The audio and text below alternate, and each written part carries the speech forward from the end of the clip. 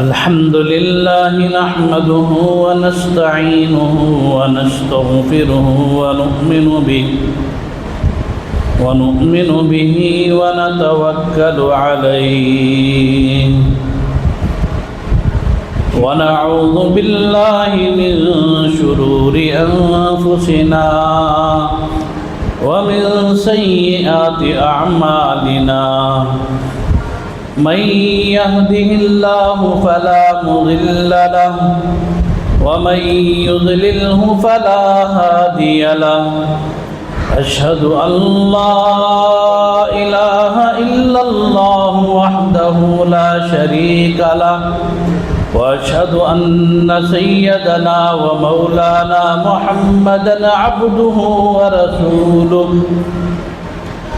أما بعد فأعوذ بالله من الشيطان الرجيم بسم الله الرحمن الرحيم وعباد الرحمن الذين يمشون على الأرض هونا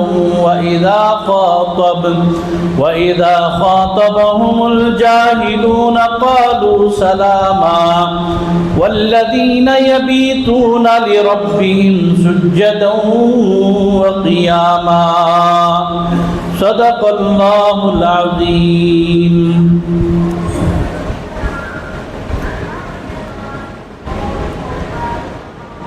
محترم بزرگوں، عزیز دوستو،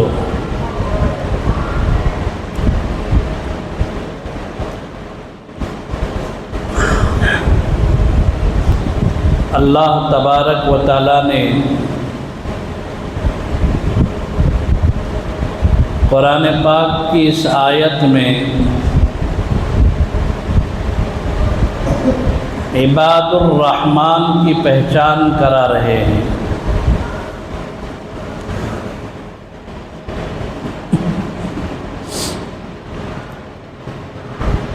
ہر چیز کی معلومات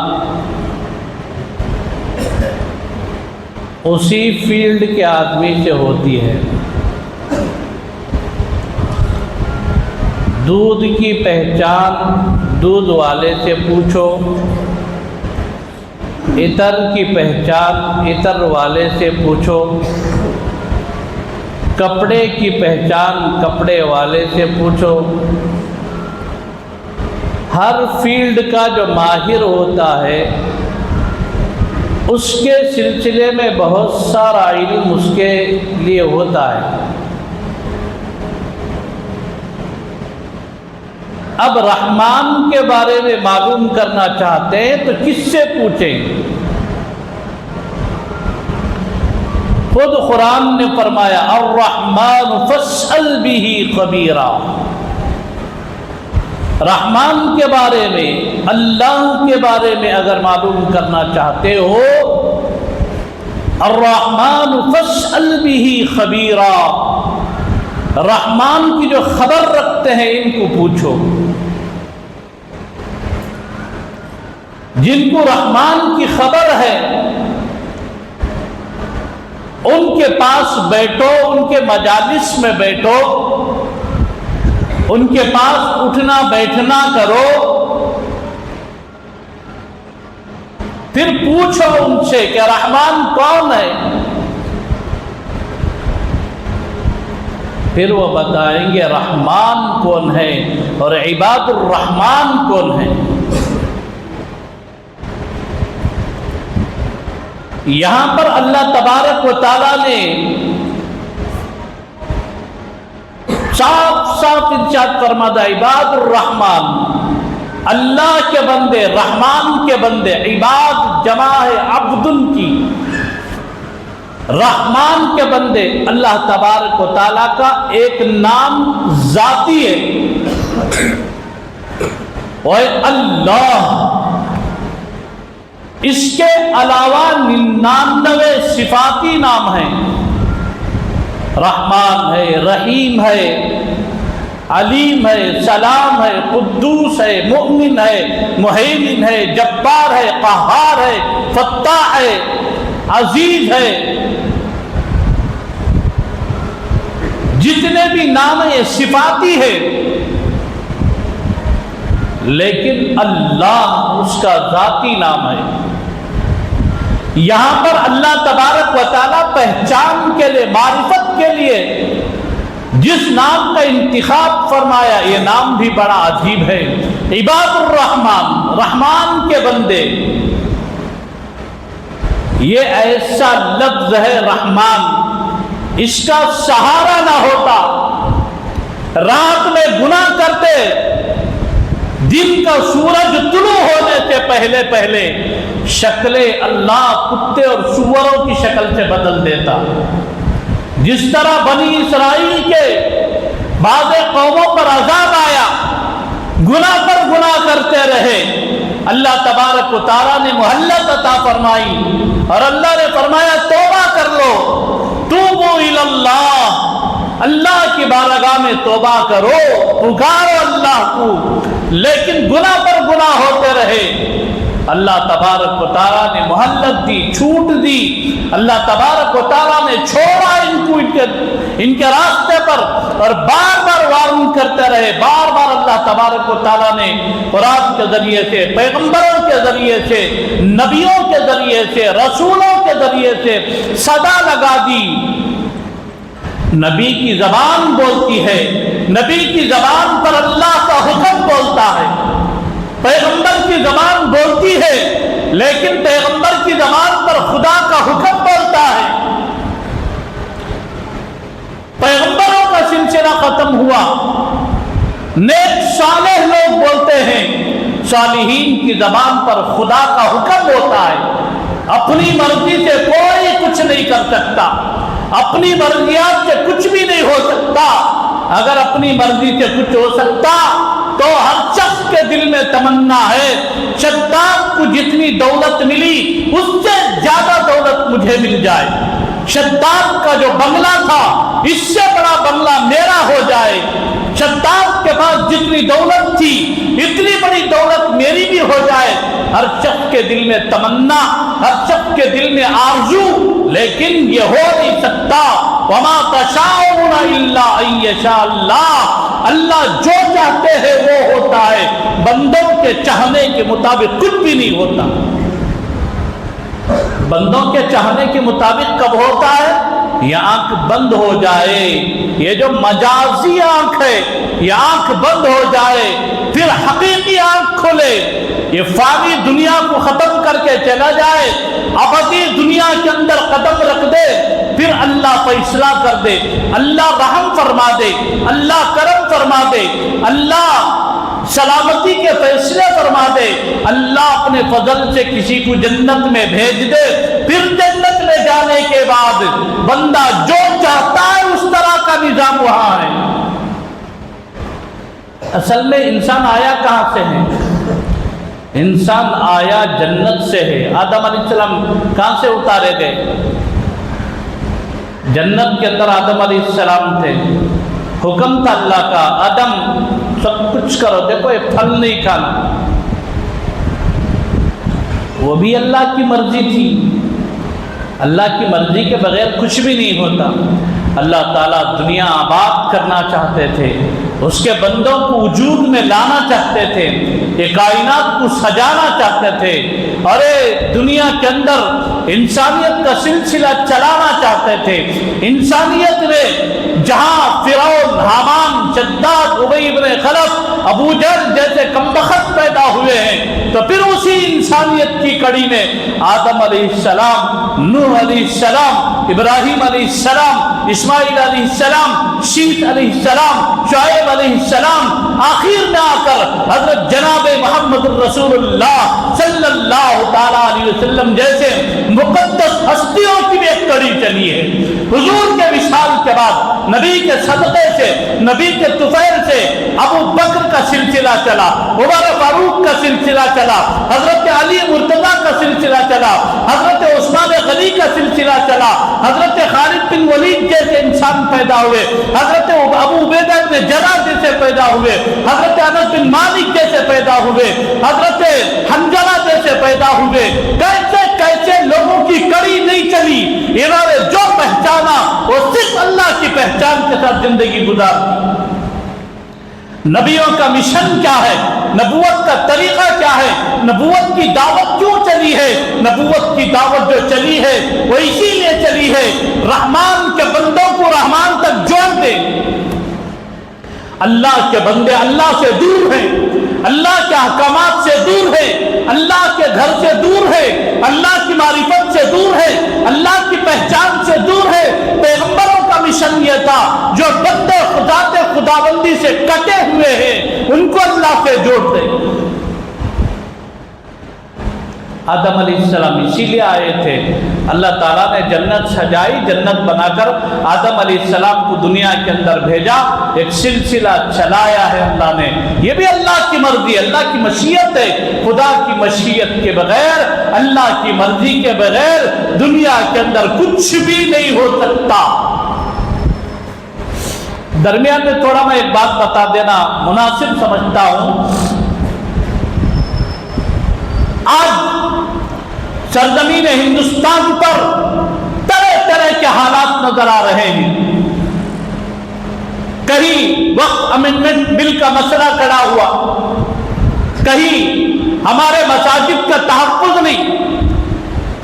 سنبھل کی جامعہ مسجد کا ایک نیا مسئلہ، نیا ایشو کھڑا ہوا، ایک نوجوان کی تصویر آئی۔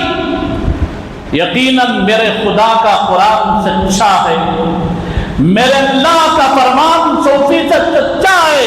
اللہ تیری عزت و جلالت کی قسم، دنیا جب تک رہے گی ساری دنیا جھوٹی ہو سکتی ہے، اللہ تیرا فرمان جھوٹا نہیں ہو سکتا، خدا تیرا قرآن جھوٹا نہیں ہو سکتا۔ اللہ نے فرمایا وَلَا تَقُولُوا لِمَن يُقْتَلُ فِي سَبِيلِ اللَّهِ أَمْوَاتٌ بَلْ أَحْيَاءٌ وَلَٰكِن لَّا تَشْعُرُونَ۔ جو اللہ کے راستے میں شہید ہوتے ہیں وہ زندہ ہیں، تم ان کا شعور نہیں رکھتے۔ وَلَٰكِن لَّا تَشْعُرُونَ، اللہ کے راستے میں مرنے والا اور سڑکوں پر مرنے والا دونوں برابر نہیں ہو سکتے۔ اللہ تبارک و تعالیٰ نے جسے وہ موت عطا فرمائی، ایک چھوٹی عمر کا نوجوان واٹس ایپ پر جس کی فوٹو چل رہی ہے، جب نظر پڑی مجھے صحابہ کے دور کے چہرے نظر آ گئے۔ اللہ کی قسم اس نوجوان کے چہرے سے نور چھلک رہا ہے۔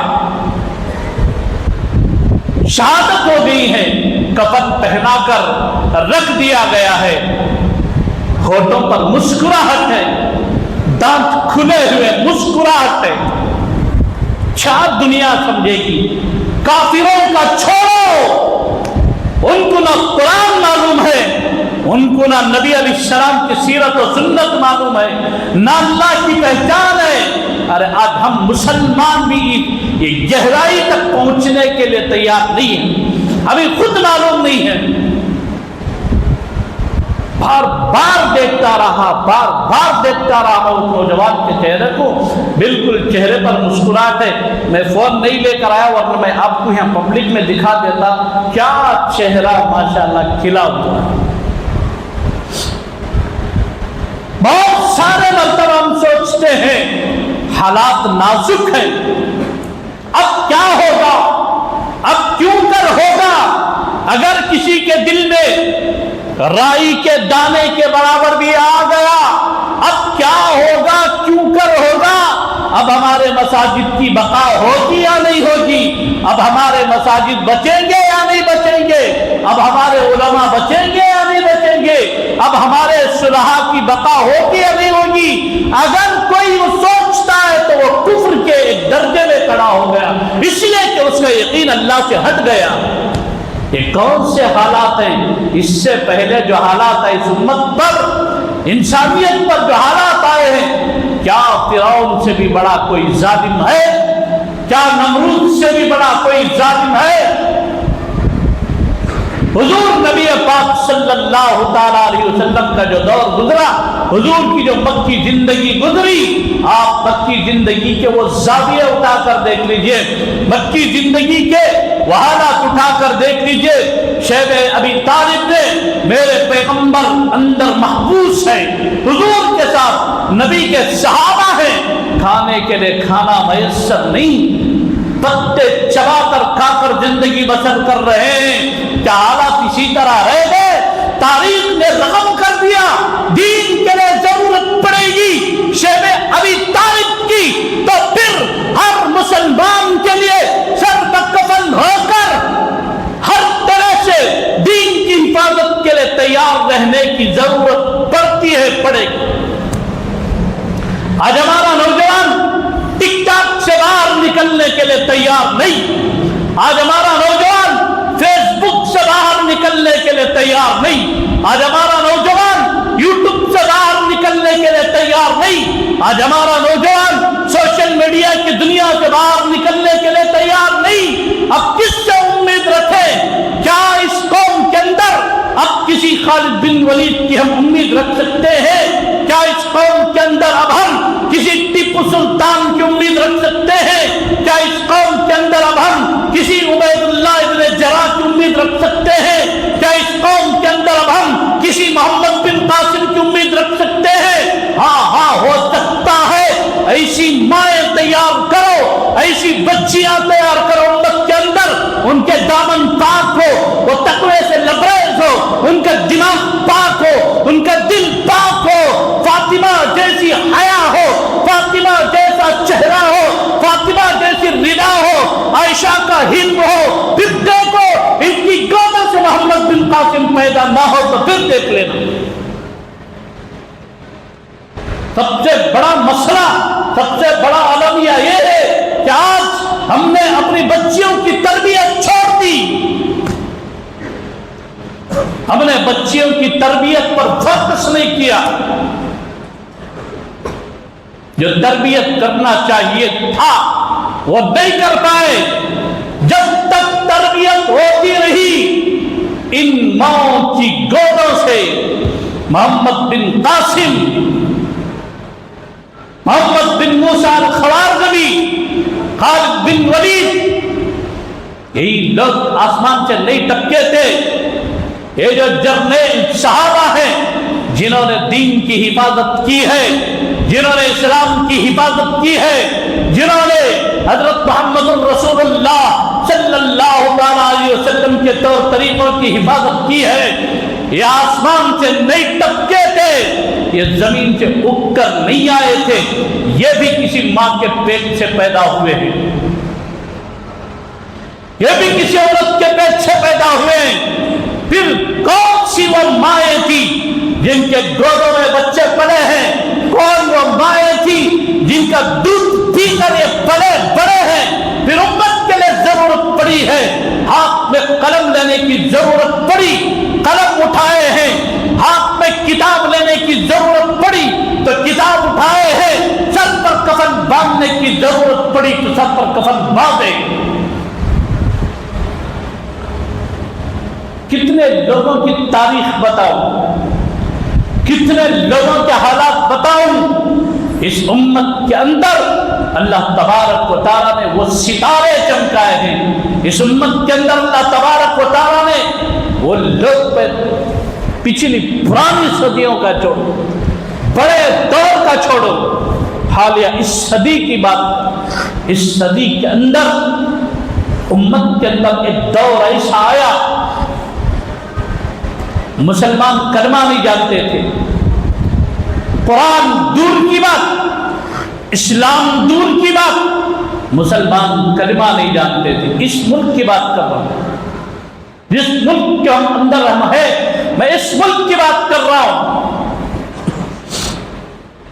اچھا ایک بات چھوڑو، وہ پرانے دور کی چھوڑو، اب حالیہ بھی سنو۔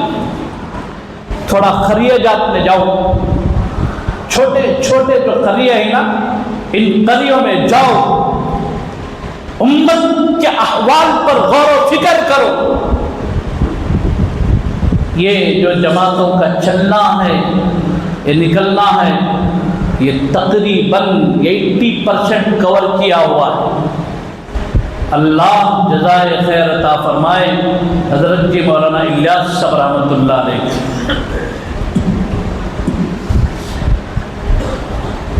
حضرت مولانا الیاس صاحب رحمۃ اللہ علیہ، حضرت مولانا رشید احمد گنگوئی رحمۃ اللہ علیہ کی خانقاہ میں اکثر آیا جایا کرتے تھے، بلکہ حضرت اپنا ایک خاص تعلق جوڑے ہوئے تھے۔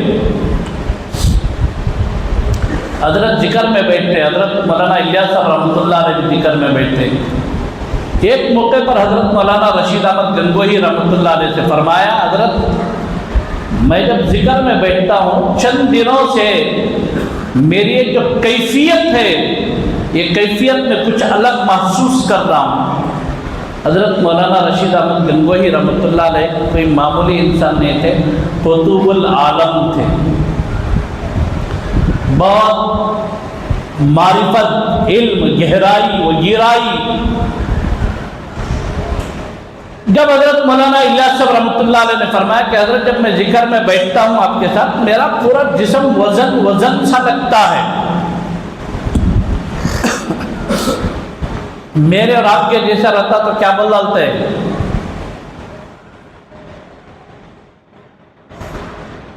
نہیں تو ڈاکٹر کنجا کرتے، نہیں تو کیا کی مسئلہ ہے رہے۔ حضرت گنگوہی رحمۃ اللہ علیہ نے فرمایا، الیاس ان قریب اللہ تبارک و تعالیٰ تم پر کوئی بڑا کام کھولنے والے ہیں۔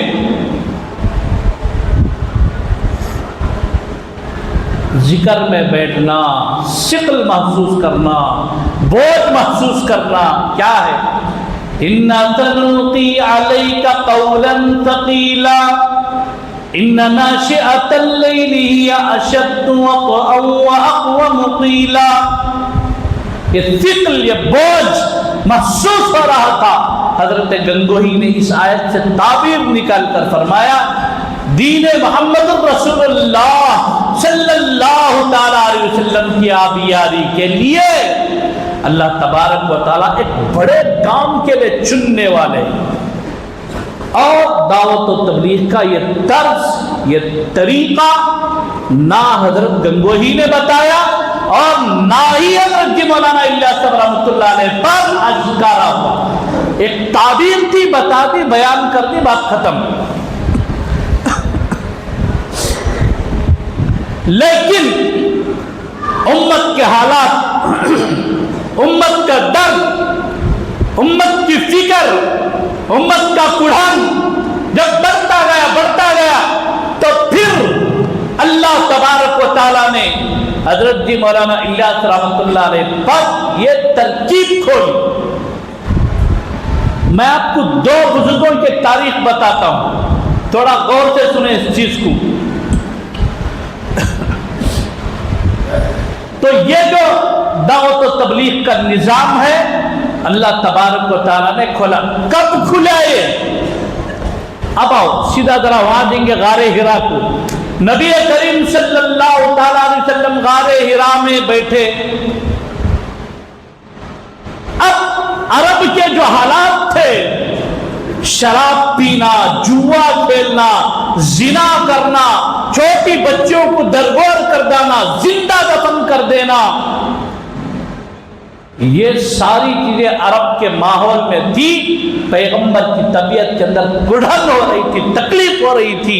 پیغمبر محسوس، ابھی اظہار نبوت نہیں ہوا تھا لیکن دل میں تڑپ تھی، کڑھن تھی۔ اب امت کی اصلاح کے لیے سب سے پہلے اللہ تبارک و تعالیٰ ایک فکر عطا فرماتے ہیں، کڑھن عطا فرماتے ہیں۔ حضرت نبی کریم صلی اللہ تعالیٰ علیہ وسلم کے سلسلے میں حدیث میں حضور سجدے میں سر رکھتے تو ہانڈی میں پکنے کی آواز آتے نا۔ اب تو ہانڈیوں کا دور چلا گیا، اب پریشر کوکر اور دوسرے جو برتن ہیں، ہانڈیوں کے جو کھانے ہیں اس کے اندر اتنی صحت، اتنی شفا ہے۔ اب بعض حکما اچھے جو ماہر فرماتے ہیں ہائی بلڈ پریشر یا لو بلڈ پریشر، شوگر، یہ ساری چیزوں کا علاج مٹی کی ہانڈی میں پکا کر کھانے میں۔ خیر چلو، دنیا کہاں سے شروع ہوئی؟ کہتا انگوٹھے سے شروع ہوئی۔ پہلے ایک زمانے میں سائن کرنے آتا نہیں تھا، انگوٹھا لگاتے تھے، وہ بھی ایسی انک نہیں تھی، وہ گاڑی کا ہیرا کر کو آتا نا وہ لے کر لگاتے تھے، نہیں،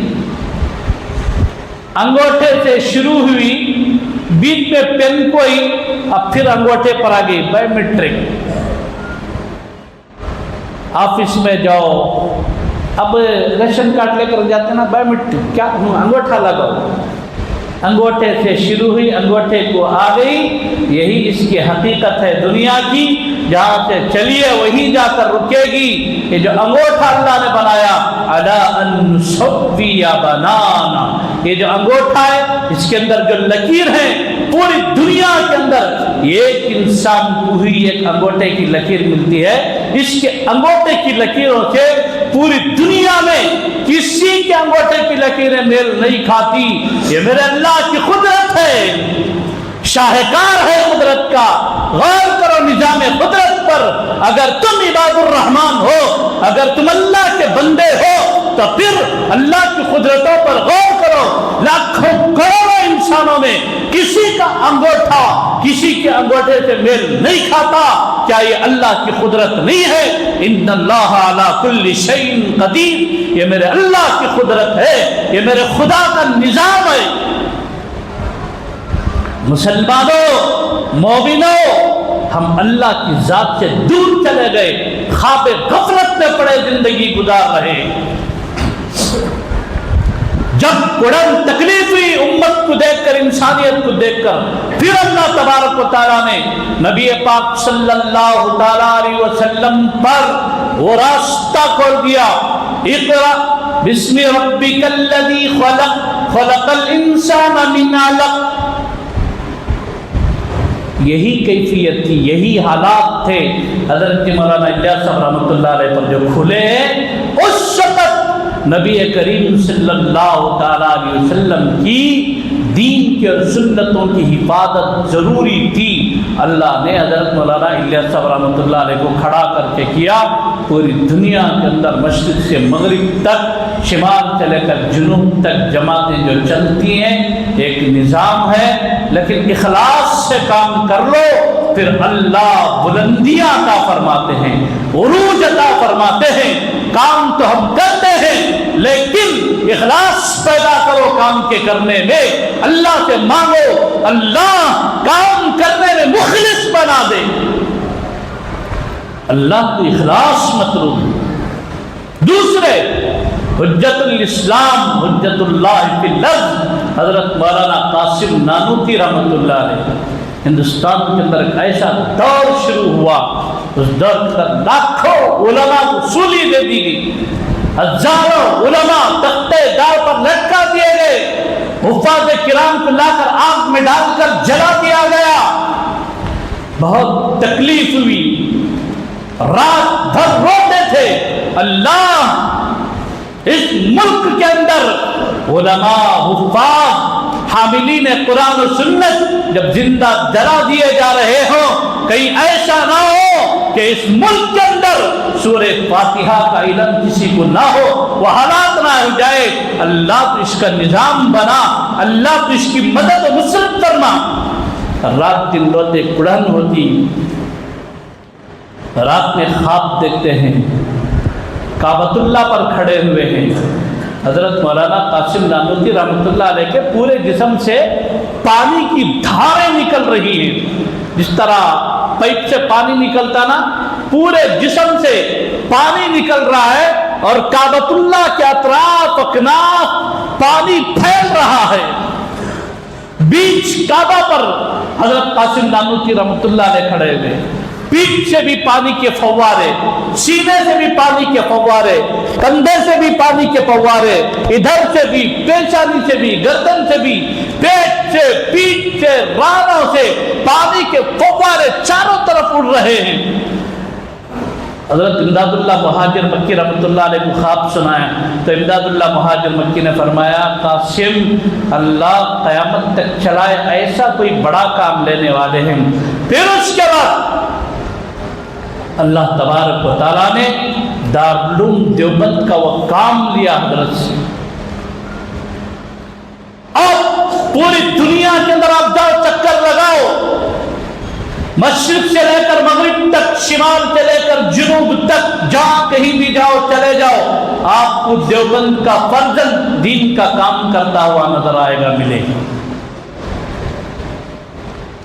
حضرت مولانا پیر ذوالفقار صاحب اطال اللہ عمرہ ومد ذلہ، اللہ تعالیٰ حضرت کی عمر میں برکت عطا فرمائے، اللہ تعالیٰ حضرت کا سایہ عاطفت امت پر قادر سلامت رکھے۔